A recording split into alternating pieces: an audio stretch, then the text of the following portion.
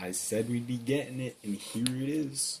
If you watched the last video, you know I said I'd start recording my authentic version of my reading of Spawn Calamity, which is a story that I made. We're gonna see how it goes, honestly. Like, it's gonna be funny, I think. We'll see it though. Alright.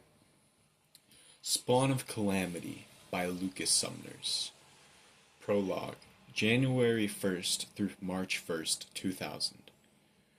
Birds are chirping and animals are hunting in the amazing world that we know as Earth. Days were beautiful, and people didn't care about all the stress that they may have been going through. Cities and homes were flowing with the laughs and stressful times that anyone would have. People living in their best lives. Then it happened. One of the worst disasters to ever occur on the planet. Only a few minutes into the 2000th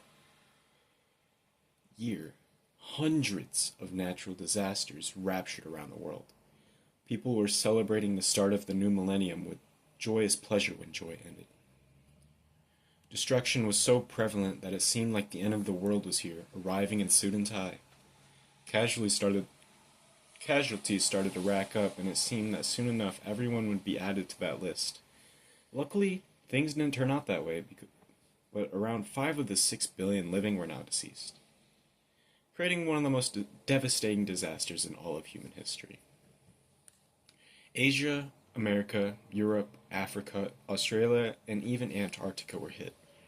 Earthquakes and tsunamis tore through towns and cities with ease, leaving behind nothing but a broken people with a broken land. Families were torn apart, and most countries were left without repair. But the cause would not be known for a long time. No tectonic plates had shifted, and there was no big earthquakes that had happened before. It didn't make any sense of how this could happen. No one had an answer. So society did what it did best. Conspiracies started popping up on what the government was hiding from the people. Protests and strikes erupted all over the world, sending the world, or what was left of it, into mass panic. Governments all around the world collectively agreed that this was the result of nature and was nothing man-made. I survived, and was transported to the hospital during the chaos that erupted. Firefighters had pulled me from the rubble, and my head injuries were severe.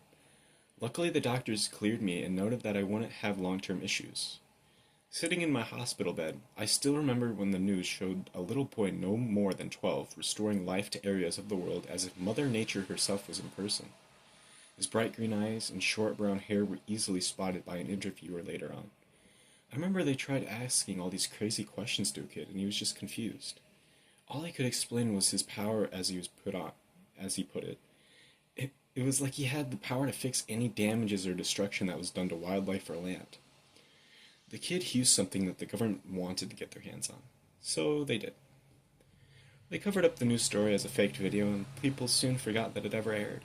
Of course, some still believed, like myself.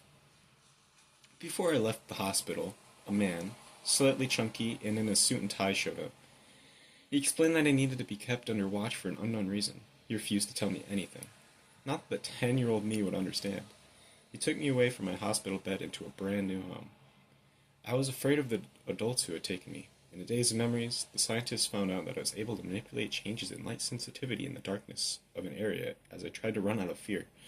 After almost accidentally blinding a researcher permanently, it dawned on me that I should try to figure this out, and that they were trying to help. We were located in a secret government-operated base in Virgin Islands, St. Croix. It was secluded away from society, hidden from all its wonders to a new family. I still remember the first time I had met life.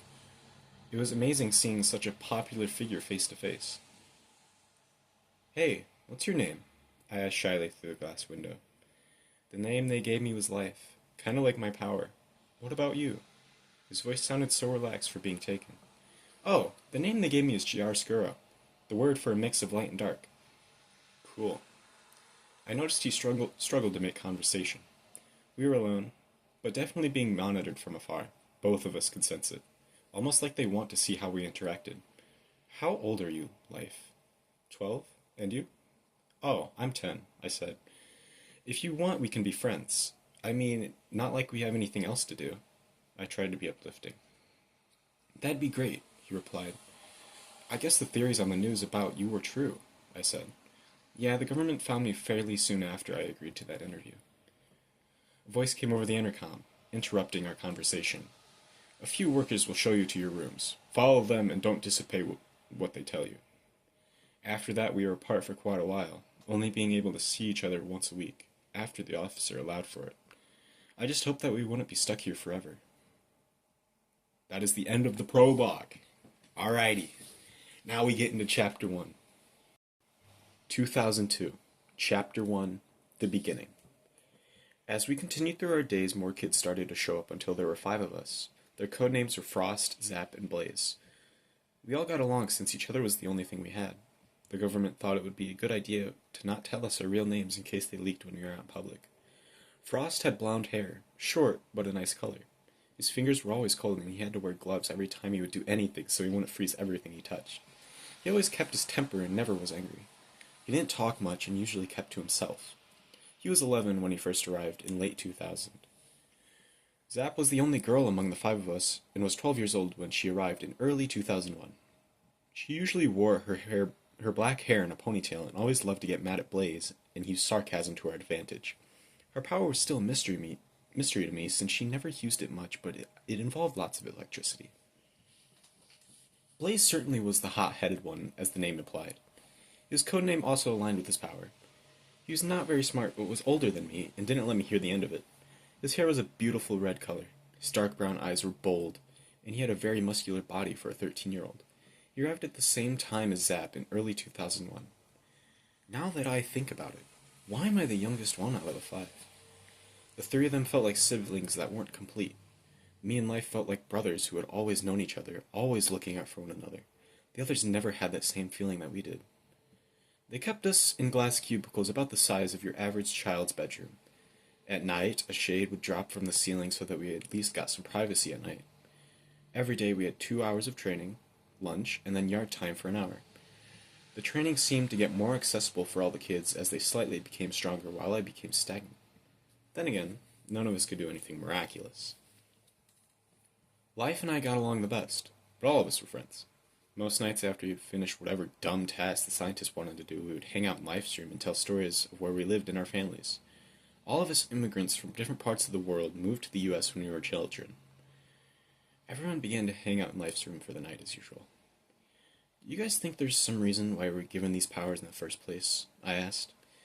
Asking the question sparked something in my head, a dream from a few nights prior, which I had forgotten, flashed by as if it were trying to tell me a secret. Watching the wind blush against the trees in the storm, it felt like everything that was done had been blown away at just a push. The streets no longer looked like the streets and all the buildings were burned to ash. The hours of planning and fighting for better lives passed us by as if it was all in vain. I looked down at my feet and saw the bloody parts of my fallen friends. Their unalive screams made me wonder why I was the only one left. A horrified look made me think that I was the last one left. Maybe I had been chosen for something, or was just here to watch and feel all their pain carry it on my back. I looked up at the shadowy figure standing over me. I let out a powerful cry. Why leave me here? Why not me? That was how the dream ended. Having no reason for such a horrid sight was placed in my head. I dismissed the sight and focused back on the conversation. Life replied, what if something or someone would have created them, then attempted to destroy the world? That same thing could be why we have these abilities, right? But that's just an idea. I had an odd feeling fall over me as we talked about the subject of a life-threatening matter, but quickly it left me in a daze. Chiaroscuro, your arm is glowing again. Frost noticed. Are you feeling stressed once again? I apologize. The light faded from my arm, and my level of stress were eased. Whenever our conversations focused more on scary ideas, I tend to tense up. No worries, Blaze assured, yawning heavily afterwards, making a big yell. You are so unbearable, Zap kidded. I headed back to my room after saying goodnight to everyone, then it was lights out. The time hit around midnight when the whole system used for lights was cut off and we were left in the dark. It felt impossible to fall asleep, as if someone was watching me. Something feels different about this night, I thought, as I suddenly started to sweat at the thoughts of wrong things occurring to my friends. These thoughts stressed me out so much I passed out. I woke up in a dreamlike state watching the events that occurred 2 years ago. watching as giant tsunamis and hurricanes ravaged the land, alongside earthquakes and volcanic eruptions. But something was off about this scenery. The destruction of everything suddenly passed as everything was peaceful. Serotonin filled my mind as I looked up at the birds chirping in an unfamiliar world. Each step felt like another breath of relief. Could this be a land without the human mind interfering with the natural state of the world? The bliss I experienced in a dream made it feel real. I sat in the grass far out in the lifeless plains, reaching my hands in the soft, brushy grass. I took in all of it. I sat dazed and off-put, then looked up at the purple, star-filled sky. I stayed for a while in the restful scene, without any care in the world. The most peace I had felt in years. Day struck like a bullet. Waking with a sharp pain in my head, I stumbled out of bed. Ringing pierced my ears as I gripped my senses. One of the researchers helped me up and gave me my meds to help. An announcement was made to the others that I would be taking the day off as I needed to recover. After a couple of hours, I was taken to the general who watched over us. His name was Charles. He was a bigger guy, but at least he was a kind, strict man, never showing emotion. His office was stunning. Bookshelves on both sides of the room teeming with books. The back of the room was filled with glass panes that helped light the area. The chair and desk were like that the president would sit in. "Do you know anything about what happened last night?" asked the general. "Another attack struck at around midnight in New York City that left the place a wasteland. This is almost worse than 2 years ago, and you have reason to believe this isn't the end." A wasteland? Could it be similar to the dream? I struggled to find the words to reply, so I told him about the night before. "Last night I had a strange dream. Everything was destroyed and humanity was gone, but it was peaceful. No war, no murder, nothing bad existed. The dream was burned into my memory. It was a nightmare, but not a bad one."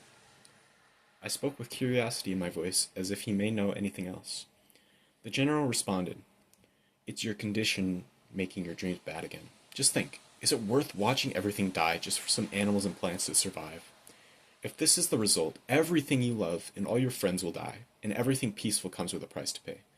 Think with a biocentric mindset, chiaroscuro." Having no clue what biocentric meant, I left his office, once again pondering the question of who could do something like this and why we have these abilities. "How do you think chiaroscuro is doing?" Frost asked Life. "I'm sure it was just a bad night and he'll be back tomorrow." Life thought about his mission to traveling to New York to repair the damages and how it was first time back in the world in the 2 years. He thought of his best friend and hoped he would recover well. "Frost, can I ask you something? Have you wondered when they are going to let us go back to the real world? I mean, it gets boring here sometimes. I hope at least when we get older we won't be some test subject and we can live a normal life like everyone else." The room started to get colder as the question started to make Frost stressed out. This tended to be a recurring problem that Frost hadn't figured out how to control. Life spent the rest of the day trying to control the growth of a giant oak tree, the biggest one he had ever made. He struggled to lift the roots higher and higher till he finally did it. The tree is now around 15 feet tall according to his estimations. He sat on a bench outside and watched hysterically as Zap failed miserably as trying to control water and electricity. And Zap created slight flickers of flame. The two must not have experimented with water a lot since Blaze got a couple of shocks from Zap in the water. Life wrote in his journal something that only Charles had told him was written first.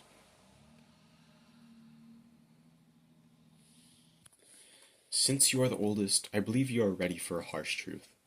The truth about 2 years ago, and how more could go wrong than it already has. Life has to believe that the New York attack last night was only the beginning." Next, he wrote in his journal something that happened the previous night in a strange dream that came to him. Plants, flowers, and everything that had helped fix were in front of him. But no one was there to see any of it. No humanity was present. It was just him. A strange but splendorous dream that went on in his head. When I woke up, it was still dark, so I went to check on everyone. The dark, draping hallways made it seem like someone was watching me through an empty glass. I reached the end of the hallway where Chiaroscuro's room was. Things were different when I arrived. Like an eerie still presence loomed over the building. It was around 2:30 that the time of the attack on New York occurred. His pen vigorously wrote across the paper. Panic ensued and all evacuation attempts failed. At the same time, I approached Chiaroscuro's room hoping he was okay after the hard talks we had before. The idea of a threat instead of the natural order of things shakes me to my core. But after what has happened, the idea wouldn't be too far off. The recent attack didn't just destroy parts of the city. It looked as if it were never there. 7 million casualties were estimated, and rescue attempts were still underway. The skyscrapers crumbled, the streets cracked, and people disappeared. To say there was something wrong waiting to happen is just a lie. Just 2 years after the terrible things that happened around the world. I started to stand up looking around at this display. My body didn't feel any pain while getting up. It was soothing. As I made it to his room, a strange phenomenon started.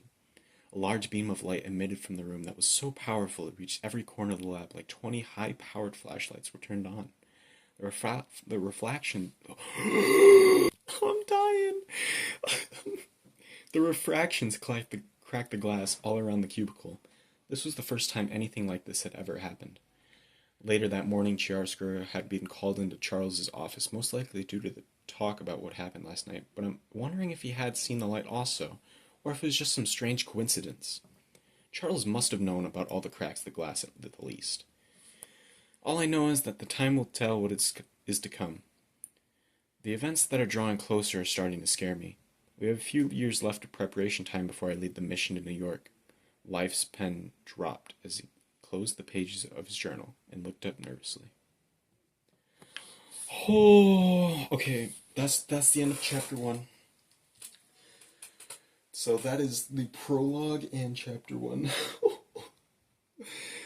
Hey, I think that's progress, guys. I hope you've enjoyed so far. If you were confused at one point why the POV swapped, it does that occasionally. But this time it swapped to life as he recorded his thoughts on paper and what he's to do next in the next chapter. So stick around to see what happens next time. I'll probably do about 2 chapters per video, maybe 3 or 4, depending how lengthy the chapters are. But yeah, thank you guys for watching, and I hope you enjoyed this first recording of just uncut, raw recording of me reading through the book. So yeah, thank you guys. See ya.